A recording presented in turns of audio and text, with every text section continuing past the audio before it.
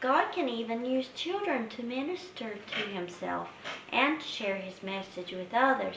We see this in Samuel, who God used even from a young age, that God used him to share a hard word with Eli, who was sort of his leader.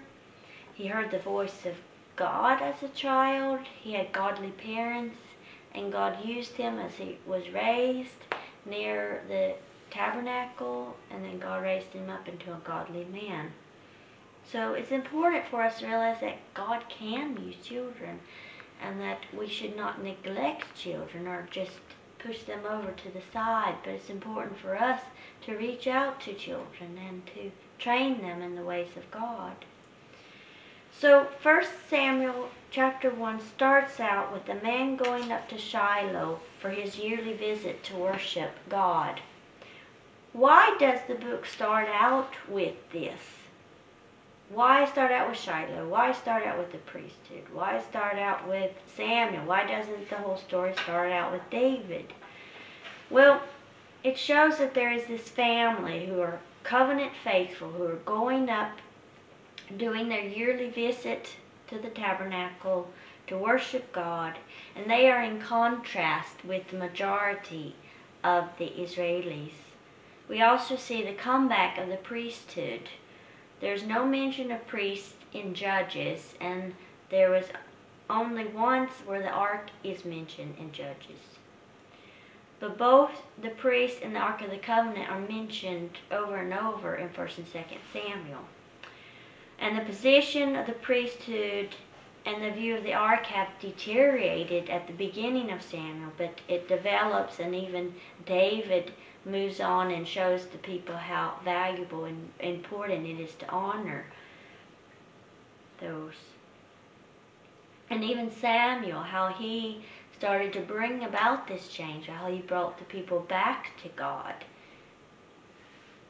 So the books of Samuel give quite a prophetic perspective along with the rise of the monarchy, and it shows the rise of the prophet along with the rise of the king, that both were important during the time of the kings. I just want to look a little bit at Hannah. Let's read chapter 1, verse 10 and 11, and this is where she came into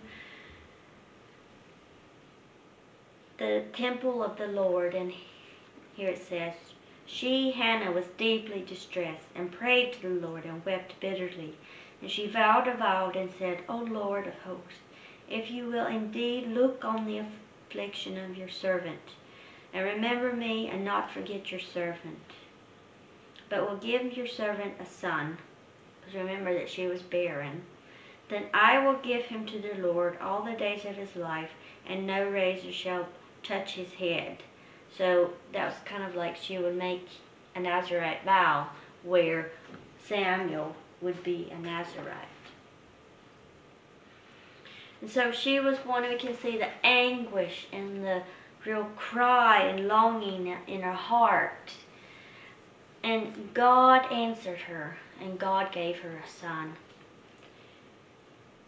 And this would show the original reader how God is so powerful, and that those who are faithful to God, God will bless, and God will provide for them. And God honors those who seek him. God is the one who calls and ordains people. Samuel means heard of God, or the Lord answered, or the name of God. So Samuel had a three-role or three positions. The first one was he acted as a priest. He ministered first before the Lord in the role of a Levite when he was a boy or teenager. And we see that in 1 Samuel 2:18, chapter 3, verse 1. He was actually a Levite, and that's in 1 Chronicles 6, verse 28, and verses 33 through 38. And then after the death of Eli, Samuel took on the role as a priest. And there's several references. I'll give some examples. 1 Samuel 7, 9 through 10. 1 Samuel 10, verse 8. Also in Psalms 99, verse 6. 2 Chronicles 36, verse 18 says that no Passover had been kept since the time of Samuel until Josiah. So Samuel had kept the Passover and had led the people to God. And then Samuel acted as judge over Israel. And there's different references to that. For example, in 1 Samuel 7, verse 6, 1 Samuel 12, verse 2, and in 1 Samuel 4, we see how Samuel brings the people back to worship of God alone, and then God provides victory over their enemies. Samuel also acted as a prophet. Some examples are 1 Samuel 10, verses 5 and 10, and 1 Samuel 19:20. It also says in 1 Samuel 3, verse 1, that before Samuel, the word of the Lord was rare and no frequent vision. From Samuel's time and on, the prophets were very important to maintain and to promote Israel's spiritual life. They were instruments through which God revealed his plan and purpose to the people and to the king. So God raised up the prophets to stand with the kings to show them the will and counsel of God. And they became God's policemen, or the policemen of God's law. Samuel also trained new prophets. You see that in 1 Samuel 10, verses 5 and 10, and 1 Samuel 19:20. So we see that God was with Samuel all of his life. He had God's favor and man's favor. He had a heart after God and had a successful ministry. And yet there was one area in his life where he had problems, and that was that his children were ungodly. They did not follow after Samuel, but they were greedy. So why were his children ungodly? Well, the text doesn't tell us, but it says that Eli was responsible for his son's disobedience in 1 Samuel 3, verse 27 through 36. It doesn't say that about Samuel's sons, but you have to wonder what happened. Maybe he failed and disciplined them in the ways of God. The text doesn't say, but it made me think that it's really important for us to train our children in the way of God so that we can impact. They are the next generation. They are the next leaders.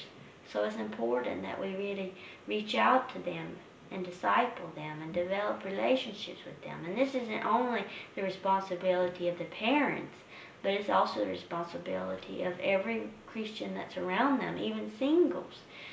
It's important for us all to reach out to them by being models in our life, by taking time to invest in them and talk about God with them, by being a mentor.